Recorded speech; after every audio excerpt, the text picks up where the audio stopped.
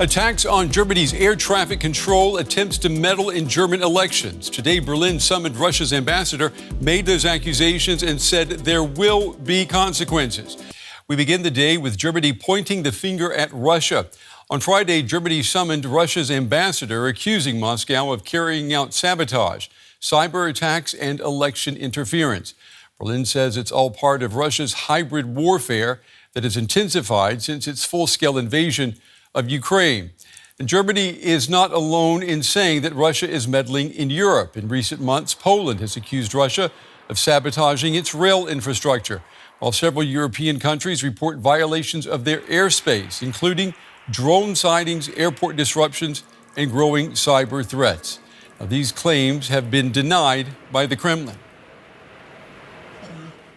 DW Simon Young has more now on Germany's accusations. Yes, Brent, the government says that Russia has been attacking Germany in several ways through sabotage, espionage, cyber attacks and disinformation campaigns. And it's given some specific examples. As you mentioned, they say that the Russian military intelligence service, GRU, was behind an attack, a cyber attack on the information systems of Germany's air traffic control in August 2024. They say that they have hard evidence that that attack was carried out by, or was linked to, a Russian hacker group called Fancy Bear. And another example, they claim that the GRU was behind a disinformation campaign called Storm 1516, which has been running for some years and has been targeting, among other things, elections here in Germany, including the national election in February this year, when it said that they spread false information about leading candidates, including Friedrich Merz, and also they spread faked videos about allegations of ballot rigging. So I should say, in the past, Moscow has always denied that it is involved in any way in sabotage or hybrid attacks on European countries. That was Simon Young there reporting here in Berlin. Our coverage continues now with Emil Archambault, a fellow at the Center for Security and Defense at the German Council on Foreign Relations here in Berlin. Emil, it's good to have you with us. You know, we do not have access to the evidence that the German government is using as it makes these accusations against Russia. But considering the sheer volume of alleged attacks and the kinds of attacks, how certain are you that this is what Berlin says it is, Russian hybrid attacks? Well, thank you very much for having me. Indeed, the evidence that the government has is confidential, and that is by design. We don't know what sources have been used to obtain that evidence, but that might be very advanced or covert means to do that. I think that the scale of potential of activities that are alleged, and some of them that we might recall ourselves, having experienced ourselves, make it plausible and highly plausible that these are indeed part of Russian operations. And I think that the government would not be making those accusations if it did not indeed have very strong evidence that that is the case, because those are very serious accusations. Hybrid attacks, as you know, can mean many things, but there is one crucial exception: overt military attacks that would automatically be seen as an act of war. Talk to me about why that is so important in a NATO member such as Germany. Yes, so there is something in NATO called Article 5, which is a commitment for common defense. And that is something that states must agree to activate. They must agree that that threshold has been met. Now, when we get into what is often called a gray zone, which is a state of certain attacks that do not necessarily meet that threshold in a very obvious way, as you say, and then we get into that political game or that political space where it is very hard for states to coordinate and to determine what kind of response is appropriate. We would not expect NATO members to go into overt war against Russia over things such as what is alleged today, sabotage, cyber attacks, disinformation. But it is too serious to be ignored as well. So then we get into a space where it is very difficult to calibrate the response and to coordinate that response with other European and NATO members, for instance. And Emil, there's always this level of plausible deniability with hybrid attacks. Russia can always claim that it did nothing, and it can say that people here in Germany, they may have seen something, but they didn't see Russians doing anything. I mean, what does that mean for gathering evidence? Yes, it's that is by design that these attacks are plausibly, more or less plausibly, depending on the type of attack, deniable. For instance, we have seen drones flying at German airports and other sensitive sites in Europe. Those are very difficult to identify. We have not been able to make that case very publicly that those are indeed Russian drones. There might be covered ways of establishing that, but that is very hard to prove with all certainty. Similarly, with sabotage, for instance, accidents happen, damage happens, fires happen, and then can be very hard to prove that this is indeed hostile action and not just misfortune. When it happens on a large scale, then we start to see a pattern and we start looking for those. But for instance, in some of the cases that you were discussing earlier, those were incidents that would have happened in 2024, for instance, disinformation around elections and coordinated disinformation and so on. We're now over a year later, and we're just getting to a stage where it is possible to establish with reliable information who is responsible. So those things take time, and that is by design. That is what hybrid attacks are all about, playing with that uncertainty factor. And the time that it takes to gather credible evidence, that has to obviously work in Russia's favor.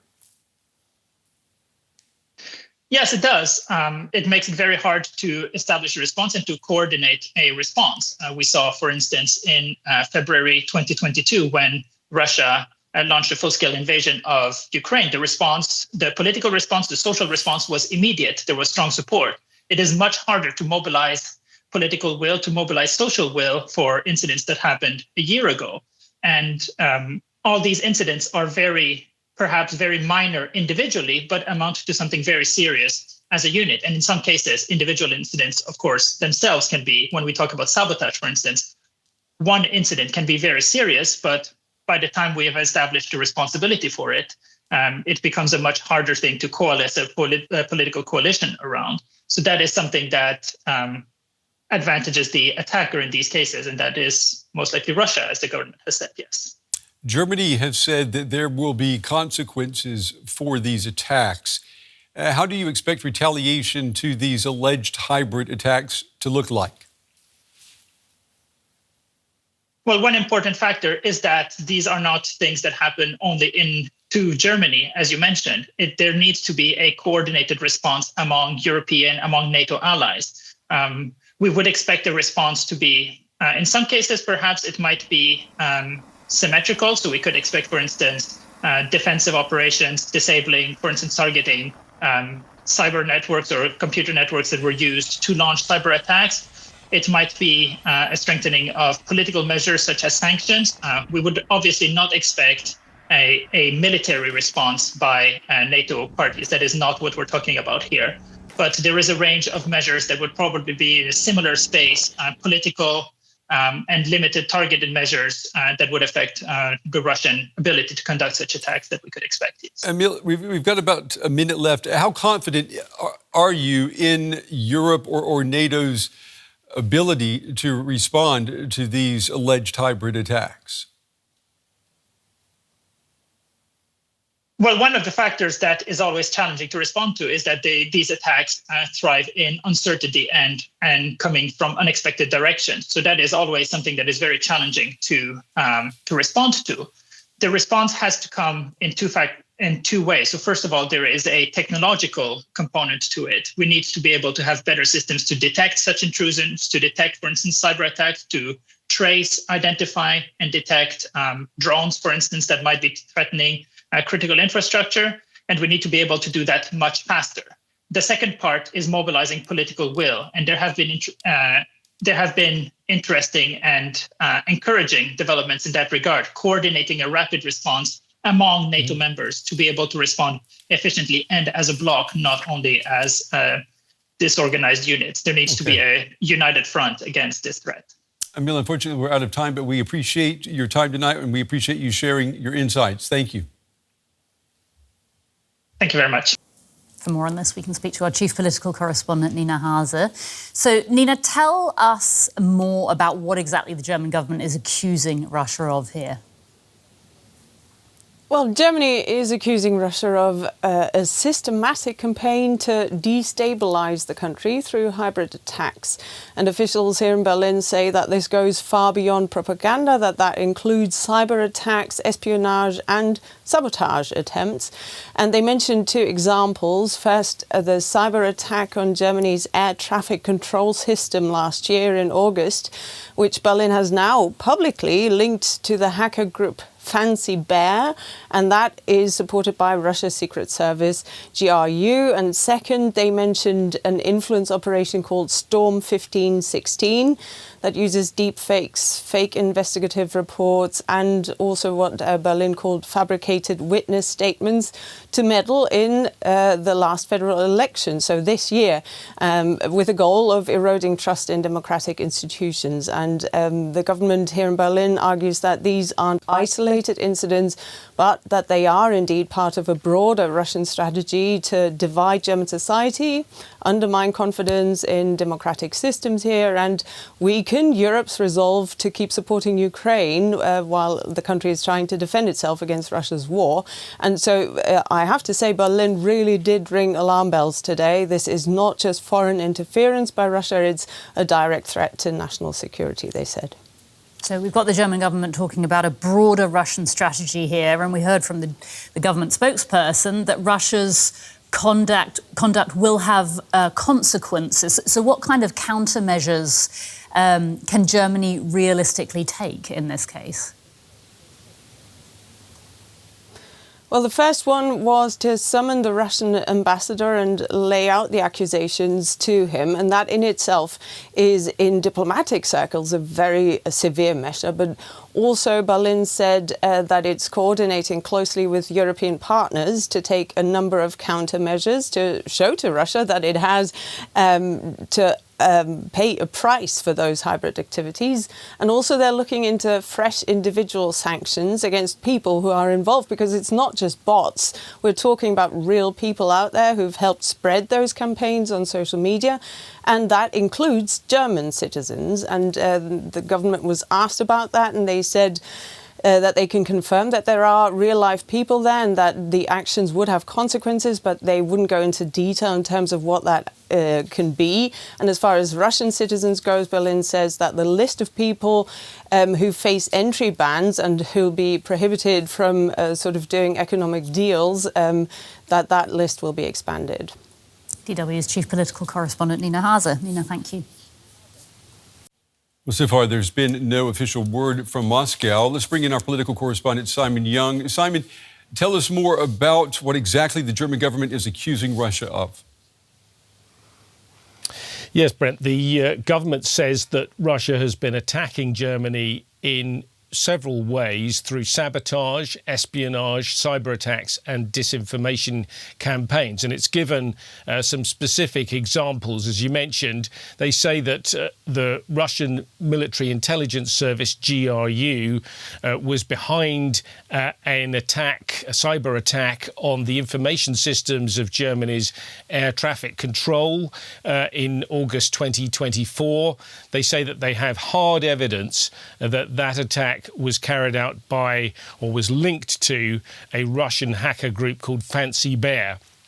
And another example, they claim that the GRU was behind a disinformation campaign called Storm 1516, which has been running for some years and has been targeting, among other things, elections here in Germany, including the national election in February this year, when it said that they spread false information about leading candidates, including Friedrich Merz, and also they spread faked videos about allegations of ballot rigging. So I should say, in the past, Moscow has always denied that it is involved in any way in sabotage or hybrid attacks on European countries.